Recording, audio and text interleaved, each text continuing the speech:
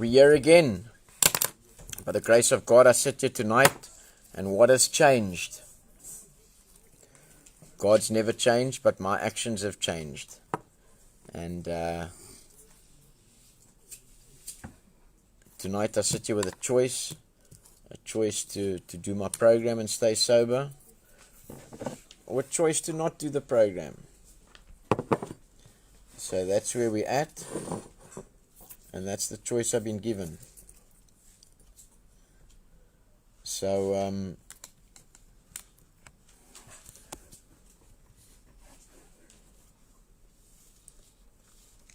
yeah, the question is, what is different this time? How's it, Andrew? All I want you to ask yourself is what's changed? What is different this time? We needed to change something. Yeah, as we go through the days and things like that, how's it, Renee? Clutchy. All our followers and friends, that's lekker. So what has changed? Well, I can tell you with great effort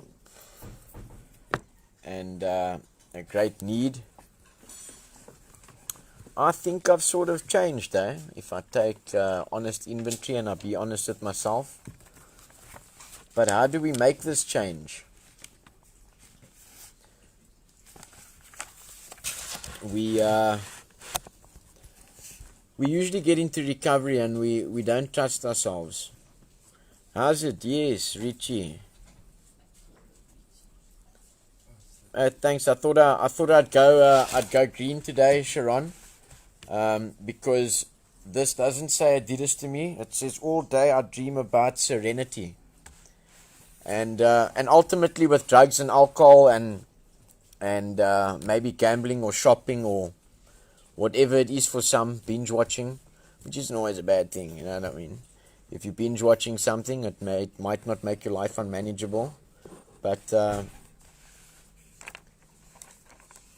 if you don't pay your Wi-Fi and they cut it and you can't binge watch, that might make your life unmanageable. But whatever the case is, how's it, Gothy? Lekker. Garth is almost a year sober, but we don't count the days, we make the days count.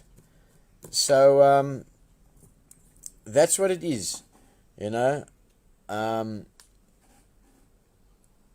know a lot of people chase happiness through, yes, Richie, 20 meg line. A lot of people chase happiness and serenity and all of that, but all we actually really want is a sense of peace. We need to accept that there are going to be disappointments in life, whether we addicts, non-addicts, whatever the case might be. And ultimately, you know, if I'm romancing or thinking about drugs or alcohol or to do something outwardly to make me feel different, then inwardly there's something wrong. And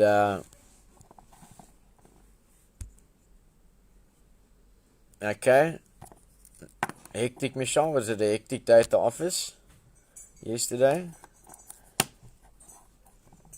And ultimately, I think all human beings are chasing serenity. You know, for a non-addict or a person that hasn't used drugs, and the people that have used drugs and that have got problems. How many times have we promised ourselves that I'm not doing this again? I'm not giving him money again. You know, I was very, very disturbed this afternoon. I was speaking to a mother, and her son lives by her, and he's over 18, the age that we should be starting to make plans and things like that to sort of leave the house in most normal circumstances, and that. And this Akers also had a rough time with drugs and the whole trip. The mom's been there all the time, and Yeah, Garth, 2.5 months until 1 year. And that will be by your admission the first time in probably about 25 years that you haven't been on something for a full consistent year. So you must be feeling serenity if you don't need to put something in your body to feel different. And so this lady told me that she's tried everything, and one of the things that happened was that she got the tick and the buttons, and or the methamphetamine and mandrax. She found it in her son's room and even showed the cops. Sorry, man, I don't know why it's a different something with this phone every night. Because sometimes the comments come up like that, and then sometimes I have to scroll.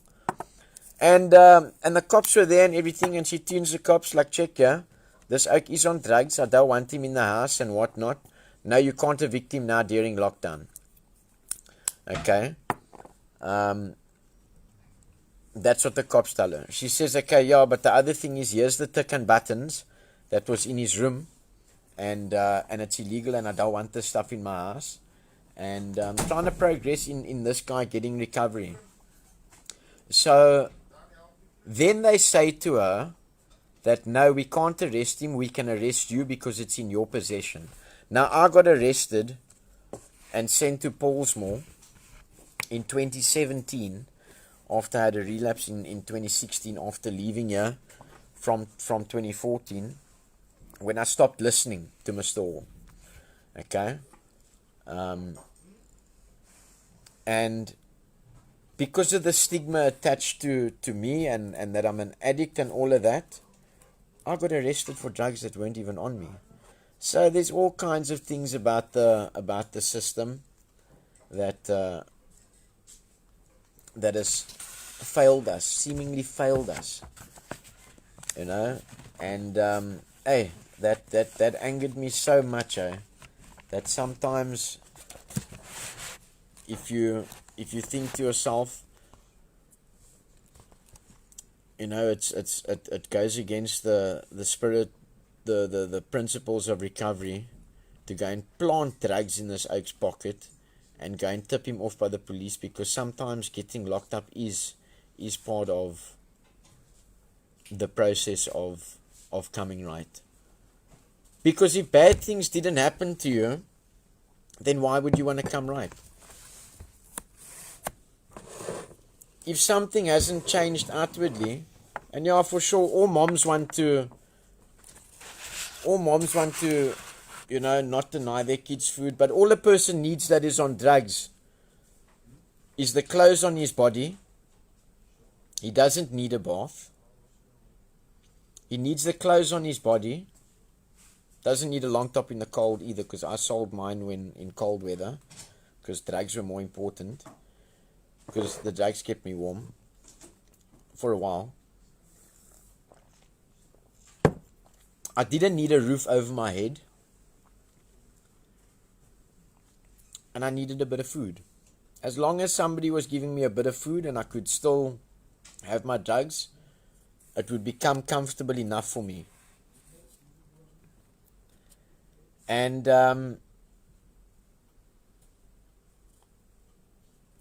once it's comfortable enough for me, what needs to change? Hi, Auntie Sharon. What needs to change once it's comfortable enough for me? No mother wants to see their child on the streets. But you're going to drain yourself in all kinds of ways. Because where there's drugs involved and there's no change, the drugs will always win. It will eventually beat you down. Not only the addict, everyone around the addict. And, like many people, say, I'm never doing this again, or I'm never giving him money again, or even sometimes I take any situation, even in abusive relationships. I'm not staying with him because he's done this and this and that or whatever to me. And hey, the weekend's over, you find a bit of peace or whatever, and then you're back again. So something needs to change. And those were the promises I made myself all the time, all the time. And that is what wore me out, is this time. They say that that's the famous words of a heroin addict. Today, in today's world, it's not the famous words of a heroin addict, it's the famous words of any addict.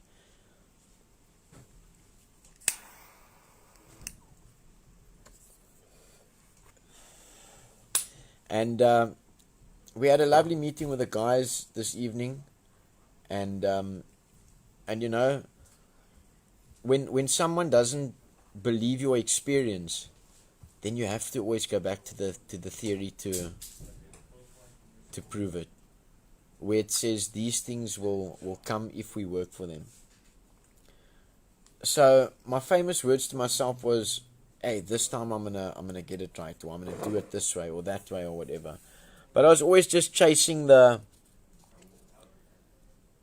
things in the life I had before the destructive part of the drugs, before the noticeable destructive part of the drugs. And it takes a long time of listening and trying and falling and almost dying and putting more people through more pain and doing things the wrong way to find out the right way and all of that. But when we work on our recovery first, all the normal things of the world get added in its own time. A car, a bank balance, and a house doesn't equals recovery. Acceptance, surrender, and living according to the spiritual principles too. So the main sort of program of recovery and the way it works and where it comes from is from Dr. Bob and Bill. These were two alcoholics that experienced some kind of spiritual awakenings and all of that, and through that the general spiritual principles and 12 steps of recovery, which is used as a base for most recovery programs, was developed. And they obviously, like any other addict or alcoholic, couldn't stop drinking. And eventually these steps were developed, and the meetings and all of that all the things that we call our medication for addiction, and our tools and things like that, all of these things were developed. And Bill continued to go to these meetings, and people would come. They would stick it out for a while, and like we always say, people that don't go to meetings don't get to see what happens to people in recovery that don't go to meetings.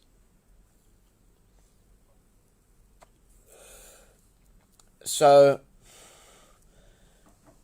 you know, Bill said to his wife eventually, after a couple of months and starting a couple of meetings in different places and all of that, and he's seen people coming, seen people going, and it was the minority that was staying sober and sticking around. The majority was falling. And he told his wife that this isn't working. The people are relapsing, so we need to change the program or whatever. And that's why we remain open-minded, and sometimes people outside the box, because we don't always see our own growth. Just like we're the last to know that we're addicts, we're with ourselves all the time.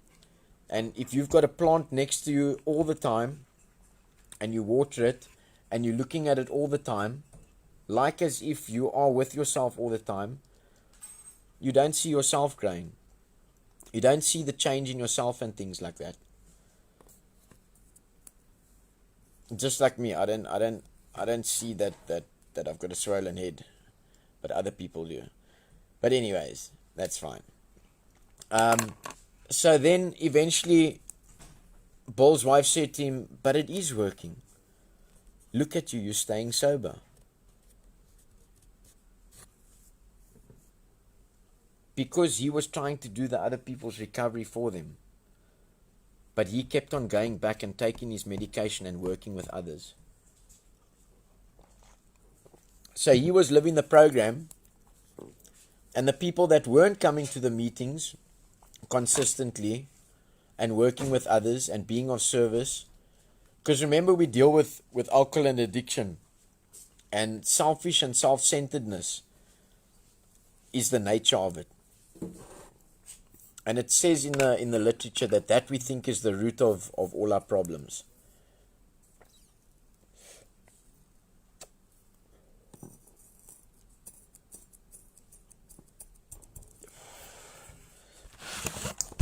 So what's changed? You come into recovery, there's an automatic fight in you against authority and doing the right thing. I love you too, Richie. Your head's bigger than mine. You on TV the other day? That's pretty humble. And you weren't on TV for the wrong reasons. So personality change is what was needed. And I'm just going to read this just for today. Personality change was what we really needed. Change from self-destructive patterns of life became necessary. And not only addicts have self-destructive patterns in life. That's why I asked the question to everybody. How many times have we said, I'm not taking him back, or I'm not taking her back, or been in abusive relationships, or I'm not giving him money, or I'm not doing this, or I'm not doing that, and then we repeat that behavior. Now, people that don't suffer with substance abuse sometimes have the privilege of repeating those behaviors, because they don't end up doing something that kills them physically. Even though it kills them inside, it doesn't kill them physically. So what's different this time? Like I said, that's the famous words of an addict. This time I'm not doing it again.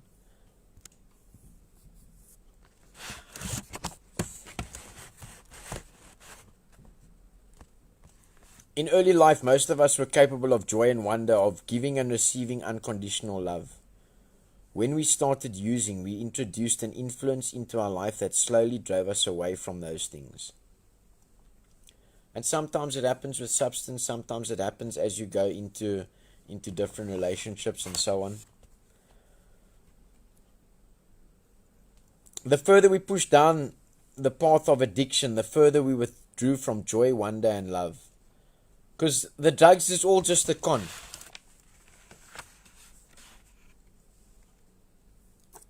What about my situation is going to change outwardly if I put drugs in my body? The only thing that the drugs is doing is putting me a kop on. It's conning me to make me believe that I feel better than what I did.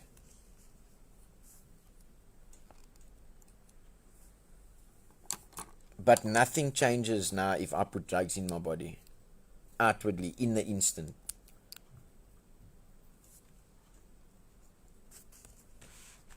So I need to learn a way of living that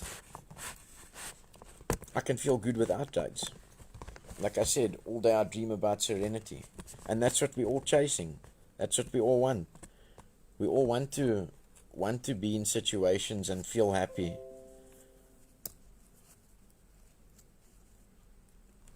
But we need to learn how to live life to be able to be happy. Whether we got a house up on the hill or a shack or shanty down in the valley.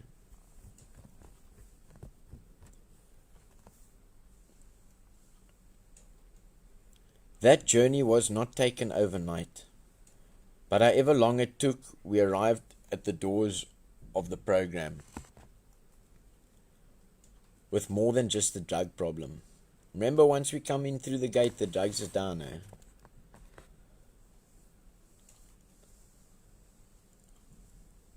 The influence of addiction had warped our whole pattern of life and living beyond our recognition. The tools of recovery work miracles. It's true, but not many of them are worked overnight. A disease slowly influenced our spiritual development for the worse, and recovery introduces a new influence to our life, a source of fellowship and spiritual strength, slowly impelling us into new healthy patterns of living. So,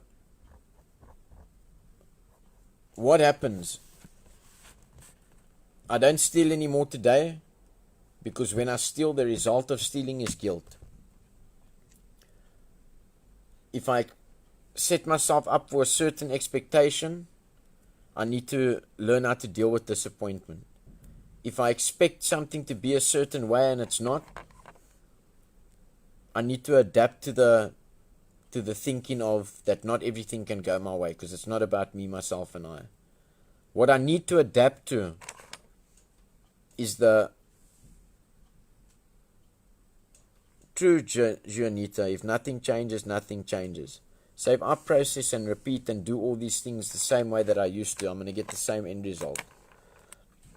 And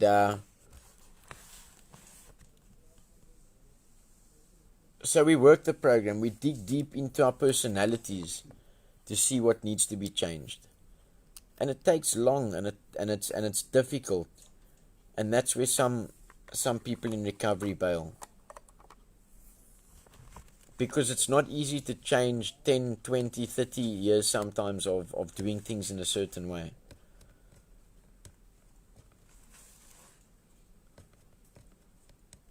Recovery introduces a new influence into our lives, a source of fellowship and spiritual strength, slowly impelling us into new healthy patterns of living. So it's like brushing your teeth. You don't brush your teeth, you're going to end up sitting with toothache. You eat the wrong things, you're going to end up sitting with toothache. So the same way, that's how recovery works. You do the wrong things, you're not going to get the results. Same way in the kitchen. You put the wrong ingredients in the pot, other than what it says in the recipe. Because over here we got the recipe for recovery. But you need to be the one that is going to take that recipe and cook it yourself. And as you do it and progress and practice it, like anybody that's baked a cake before, like anybody, even something as simple as, I know most of us know nowadays the cake in the mug. It's just a couple of ingredients, mix it up, but eventually we learn to know that some microwaves work quicker than others. Or sometimes we get used to a certain cup. And then we know how long to set the microwave on, because we learn all our tools. But we're not going to get the same result if we put different ingredients in it. And that's what we need to do. We need to do the recovery ourselves, and that's how we change. That's what makes it different this time.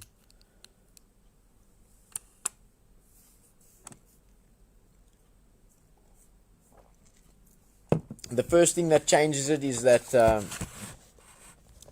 was different for me, is that I came to RAEL and to people that knew what I was going through.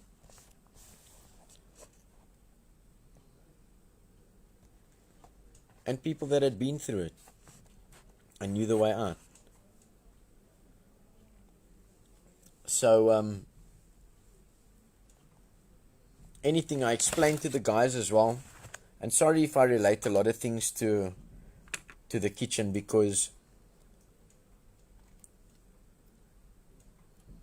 just like in life, you get addicts and non-addicts. But we're all living life. that's the same in the kitchen. And obviously I come from a hospitality background, so I related to that. The same in the kitchen. We all have to cook. Cooking is part of survival, but we're not all chefs. So what I'm trying to say is that, just let me get something to press on here quickly, is that most people do things in a certain way, okay? For example, when you start off cooking or you get used to cooking in that way, is, I'm going to try and hold or put it in a way now that everybody can see. If you say that my lighter is the onion, most people, and I'm trying to explain it in this way because most people can relate to the kitchen as well, is that it's most comfortable most of the time for people to hold an onion this way. You would put your fingers like this, okay? That's how it would be. And then you take your knife and you would cut. But the chances of you cutting your thumb or your finger in the front there is a lot greater. But you've gotten used to doing it that way. And you would chop and do it like that. And eventually a person that is maybe a little bit better at cooking or chefing or whatever,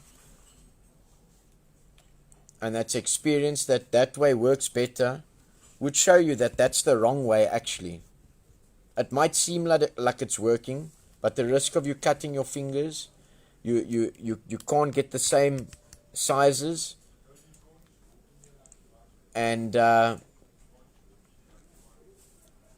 possibility of you hurting yourself is great if you're holding it like that.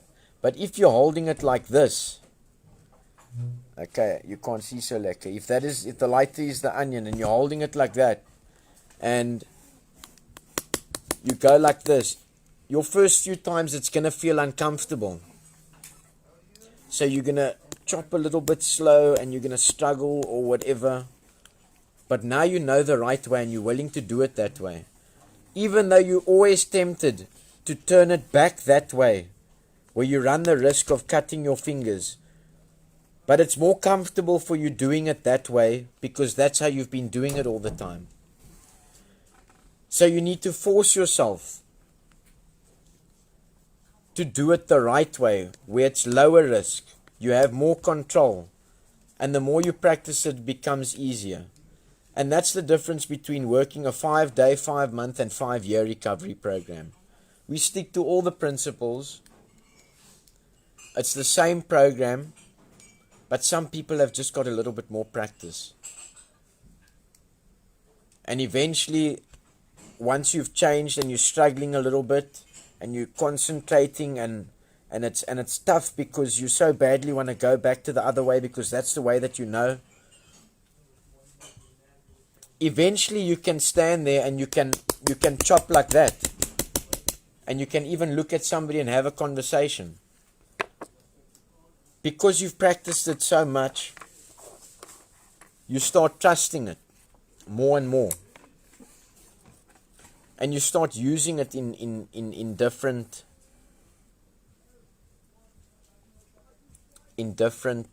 situations. And that's how we use the tools of recovery. Is that somebody that had experience has obviously showed you something or taught you something because your own ideas didn't work. That's why you kept on doing it that way and now and then cut yourself. And even if you're doing it the right way, sometimes you go a little bit too fast or a little bit too slow, you're going to cut yourself. In the same sense that without recovery, that is the way that you're going to learn to survive. And you're always going to be at a higher risk of hurting yourself.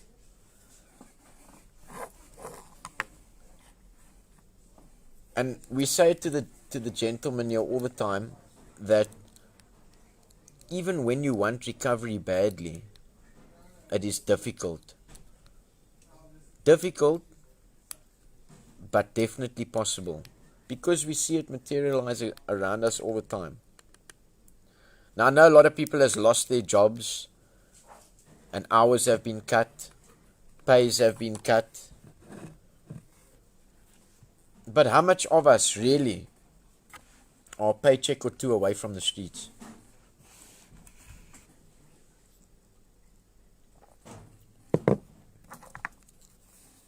But besides that, I must congratulate AD on starting a new job today.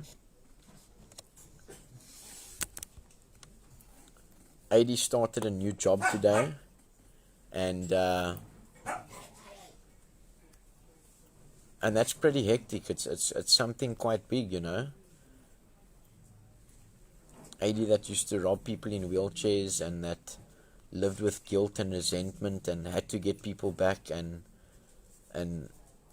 also comes from a very naughty boy background, unhappy without drugs, don't know how to live without it. He's feeling a sense of serenity and freedom, but first had to get his recovery right. If he starts focusing on his job more than his recovery, he's going to lose it. And that is just the way it works. So AD is very blessed to have started a job, and thank you very much to Mr. Wall.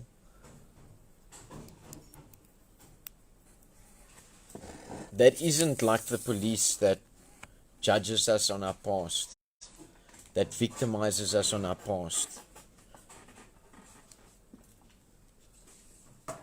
and that gives us continuous chances, second chances and more chances, and believes that the change is possible. So that's very well done, AD. And that's something where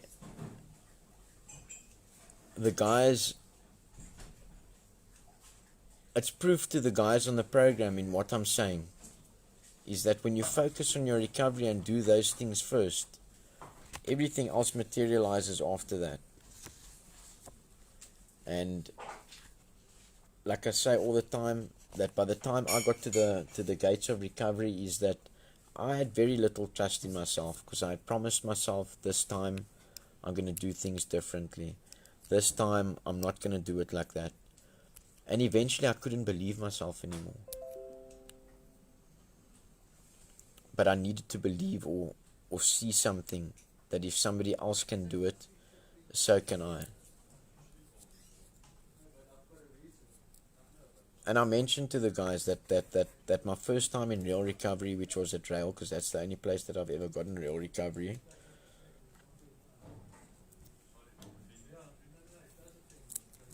I've been to a couple of places where I just was dry, but I maybe wasn't ready at the time, or whatever the case might be.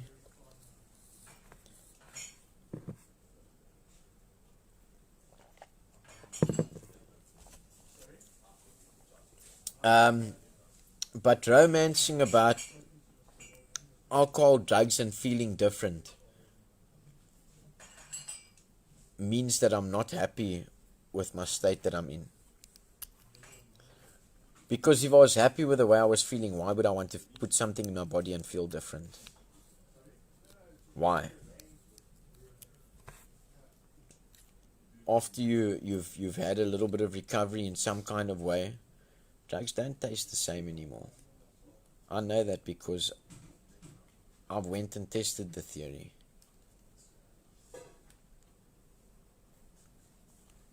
So today we got lovely big cauliflowers out of the garden, and that's a result of, and forgive me or don't forgive me, or whatever the case might be, that's your thing, for relating everything to recovery. But recovery is just life, and the way you see it, and the way we need to live it.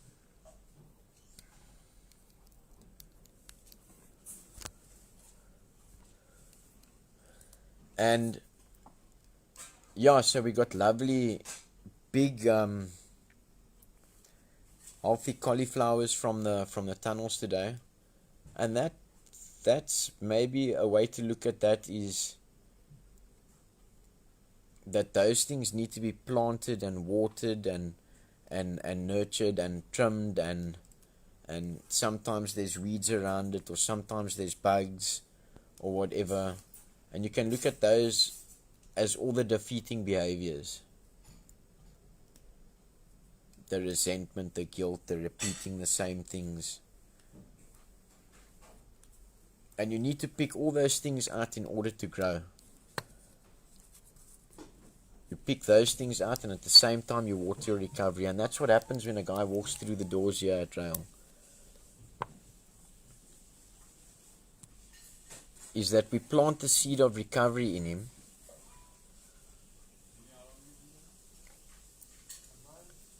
and that seed can never come out, because what he's heard will always be there in his mind. And in the beginning, when he can't water it, we will water it for him. And once it starts growing, sometimes those sticks that you need to put up next to a plant that the wind blows, and that the other guys in recovery here are those little sticks that help it hold up and things like that. And we support each other.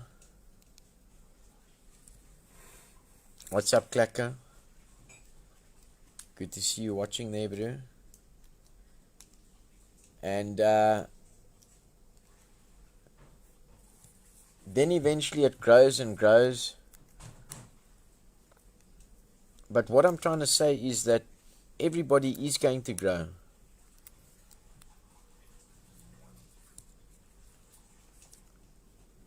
But even though all those cauliflowers were planted at the same time, and what I'm trying to say is, even if 6 people come through the gate at the same time, remember those cauliflowers were all planted at the same time, but they all came out differently. They were all given the same water, the same heat, the same sunlight, the same love. But they came out different sizes, different shapes. And that's the same in recovery. We all need to practice the same things, but sometimes the level of our hurt or pain or situation is a bit deeper than others. But if it's not watered, like the cauliflower, it won't grow. And that's the same with recovery. If we are not putting pesticide on for the pests, or pulling out the weeds that are gonna suffocate the roots and cause it to die. And those weeds are the guilt and the resentment and all the defeating behaviors. That we'll put water and we'll put water and we'll put water and we'll try and get there. But if we don't change those things and how we deal with them, or pull them out and get rid of them, then it's going to drain us.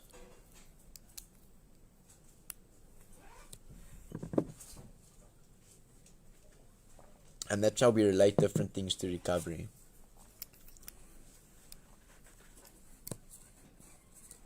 So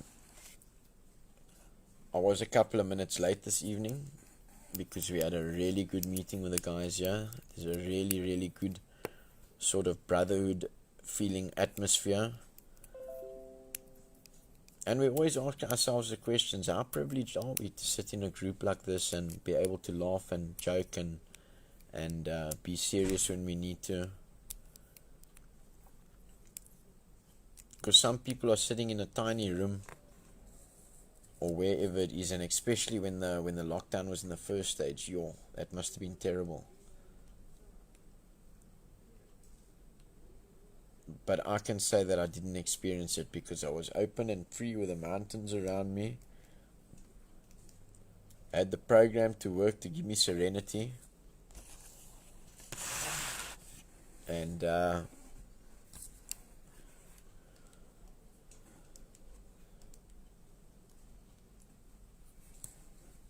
no, for sure, Michelle.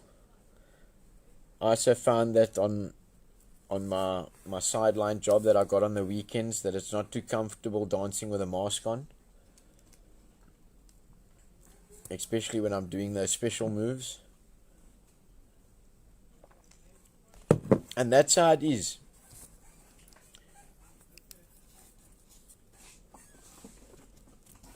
And it carries on like a boat that we're in that has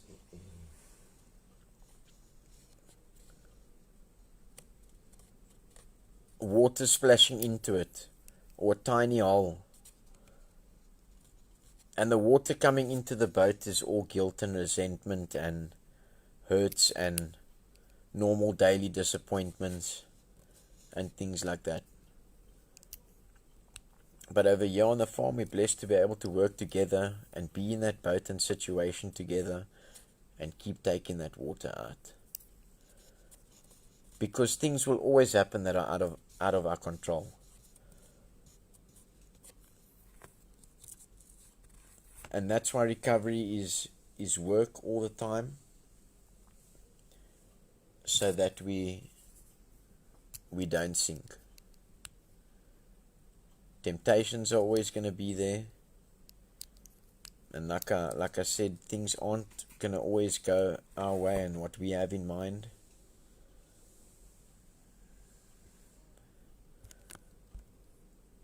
No, Clutchy, what do you mean quieter? The group is quieter because we've had our evening meeting already. And now we're having our live meeting.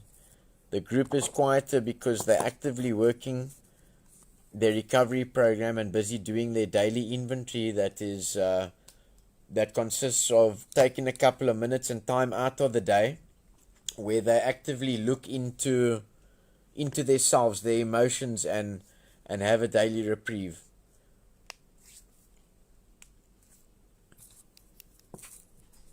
So that's the thing. Is it time to change something in your life? To recover from it? Because it's not called RAEL Live Drug Recovery Stories. All people have hurts and hang-ups and things that they want to recover from, and sometimes we repeat it. But if nothing changes, nothing changes. Yes, step 10, Andrew. That's taking inventory and seeing what we can do better tomorrow. Okay. So that's me for this evening. And hopefully if it's God's will that tomorrow I can water my recovery again, pull out all the weeds that are self-defeating, and keep working on it so that my recovery can grow like those cauliflowers that we picked today and that Keenan made so nice this evening.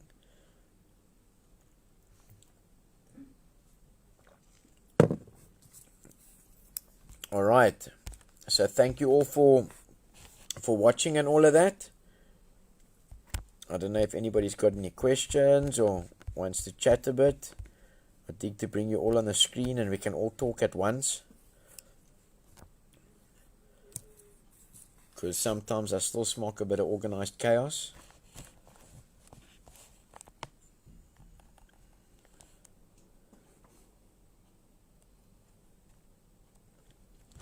And just to the people out there, these questions and things and everything that I've said is is the program, the initial program that we work. Only the first program that we need to, only the first step of the program that we work, or the one part of the program which is the steps. Only the first one says anything about alcohol and addiction in it. The other 11 don't say anything about alcohol or addiction. So the promises of the program is we are going to know a new freedom and a new happiness. We will not regret the past nor wish to shut the door on it. We will comprehend the word serenity, and we will know peace. No matter how far down the scale we've gone, we will see how our experience can benefit others. That feeling of uselessness and self-pity will disappear. We will lose interest in selfish things and gain interest in our fellows. Self-seeking will slip away. Our whole attitude and outlook upon life will change. And these are the promises of the program. And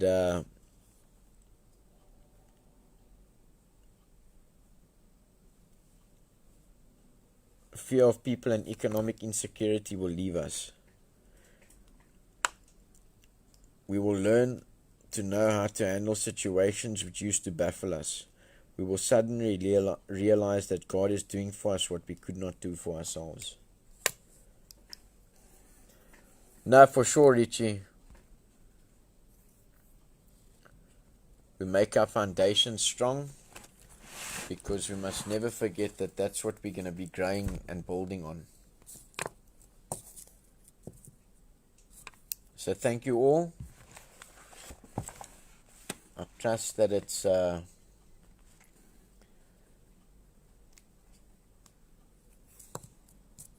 that it reached some people in some kind of way.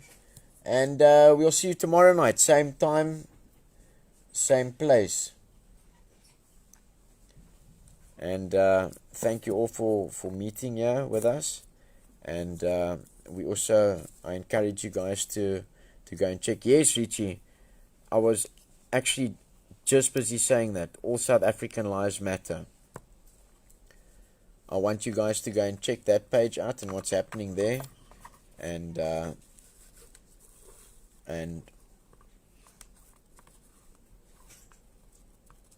seeing how much change Mr. Hall is actually capable of.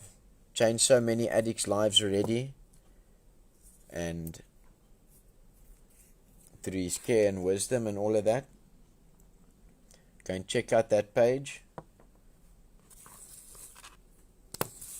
And thank you all. See you tomorrow evening. Please don't forget to share.